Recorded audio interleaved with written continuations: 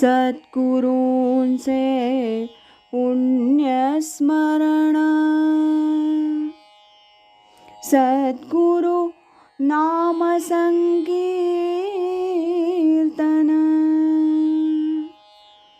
सद्गुरु गुणानुवाद गान, श्रवण मनन सद्गुरूंचे,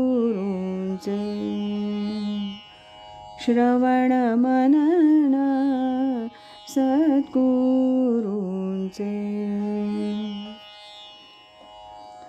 आज ऐकूया स्वामी स्वरूपानंद एक अलौकिक राजयोगी या ग्रंथातील प्रकरण 9 असे प्रसंग असे स्वामी याचा भाग 16.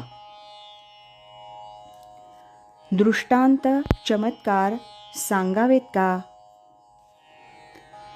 साधकांना गुरुकृपेनं स्वप्नात काही दृष्टांत होतात, तर काही वेळा अन्य काही चमत्कार घडतात. हे दृष्टांत किंवा चमत्कार त्यानं दुसऱ्यांना सांगावेत का? परमपूज्य स्वामींच्या दर्शनाला जाण्यापूर्वी मला लागोपाठ 3 दिवस स्वप्नात एकच दृष्टांत झाला. मी तो माझ्या ओळखीच्या काही साधकांना सांगितला. कारण एकच दृष्टांत लागोपाठ 3 दिवस होणं ही गोष्ट मला विलक्षणच वाटली. त्यानंतर लवकरच मी परमपूज्य स्वामींच्या दर्शनास गेलो. त्यावेळी माझ्या दृष्टांताचा कसलाही संदर्भ न देता स्वामी हळूच माझ्या कानात म्हणाले, अहो, चमत्कार झाले तर कुणाला सांगत जाऊ नये. ते तसे सांगितले तर पुन्हा होत नाहीत. समर्थ रामदासांनी म्हटलंय, काही चमत्कार झाला तो सांगू नये दुसऱ्याला. जरी आळकेपणे सांगितला तरी पुन्हा होणार नाही. यानंतरचा प्रसंग. जीवनात काही अडचणी किंवा संकट आल्यास काय करावं? 1970 साल माझ्या आयुष्यात फार त्रासदायक ठरलं. त्या सालात मी एका चमत्कारिक संकटात सापडलो. यातून बाहेर कसं पडावं हे मला समजेना. शेवटी सारी हकीकत परमपूज्य स्वामींना कळवून टाकली. ते दुःख त्यांच्याशिवाय दुसरं कोण दूर करणार, म्हणून स्वामींच्या पत्राची आतुरतेनं वाट पाहत होतो.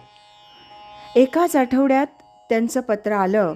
त्यात त्यांनी लिहिलं होतं, भक्तांच्या प्रमुख लक्षणांपैकी यदृच्छा लाभ संतुष्ट हे एक लक्षण आहे. भगवंतानं ज्या परिस्थितीत आपल्याला ठेवलं आहे ती परिस्थितीच हितकर समजून समाधानानं राहावं. मनःशांती ढळू देऊ नये, कारण तसं झाल्यास उपासना नीट होणार नाही. असंच स्वामींना सुचवायचं होतं. यानंतरचा प्रसंग. एखाद्या दृष्टांताचा अर्थ न समजला तर काय करावं?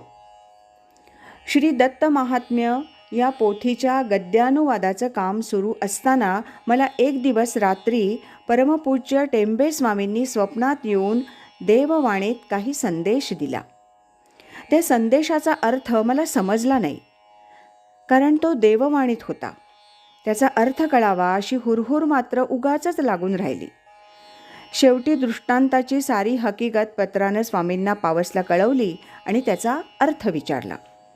स्वामींनी उत्तरात लिहिलं, एखाद्या दृष्टांताचा अर्थ न लागला तर त्याचाच विचार करीत बसू नये. तो वेळ नामस्मरणात घालवावा. यानंतरचा प्रसंग. सवडीने येणे होईलच. पुढे होणाऱ्या घटना काही वेळा स्वामी अगदी सहजपणे सूचित करीत असत. पावसला जाऊन त्यांचं प्रत्यक्ष दर्शन घेण्यापूर्वी काही काळ मी त्यांच्याशी पत्रव्यवहार करत होतो. पावस हे गाव आडवळणी आणि पुण्यापासून खूप दूर, त्यामुळं तिथं प्रत्यक्ष जाऊन त्यांचं दर्शन घेण्याची कल्पना काही अडचणींमुळं नजीकच्या काळात साकार होईल असं काही वाटत नव्हतं.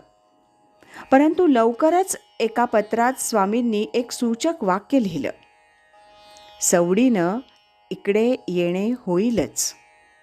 ते वाक्य म्हणजे ब्रह्मवाक्यच वाटलं मला. आणि आश्चर्य म्हणजे अगदी थोड्याच दिवसात स्वामींनी लिहिल्याप्रमाणे माझं पावसला जाणं झालं. नंतर परत आल्यावर वाटलं की आता पत्नीला आणि मुलांनाही पावसला पाठवावं. म्हणून पुढच्या 3-4 पत्रात त्यांच्याविषयी लिहिलं, परंतु स्वामींनी पत्रोत्तरात त्याविषयी कधीच काही लिहिलं नाही. आणि आश्चर्य म्हणजे पत्नीची आणि मुलांची खूप इच्छा असूनही त्यांचं शेवटपर्यंत पावसला जाणं काही घडलं नाही. जे कधी घडणारच नव्हतं त्याविषयी लिहून तरी काय उपयोग. आज इथेच थांबूया. यानंतरचा 17वा भाग आपण उद्या ऐकूया.